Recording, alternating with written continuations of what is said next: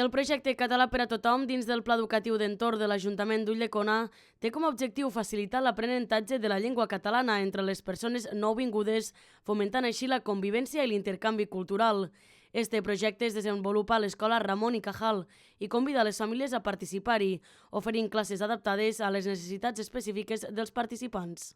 Ens rondàvem fa molt de temps aquesta iniciativa pel fet que tenim famílies d'origen estranger, un volum elevat, al voltant del 30%,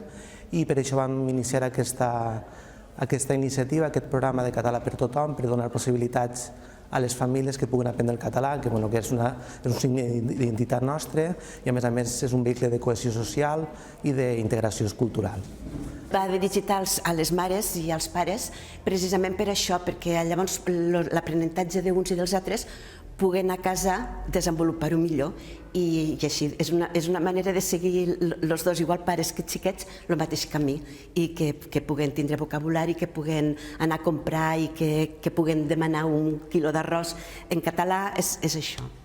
El mètode d'ensenyament orientat a la comunicació pràctica permet a les participants expressar-se en català mentre expliquen els seus costums i tradicions. Així es crea un espai d'intercanvi cultural que no només enriqueix l'aprenentatge de la llengua, sinó que també contribueix a la cohesió social. Las clases només no se trata de fer classes teòriques, més que classes més que és una trobada per aprendre el vocabulari bàsic del català.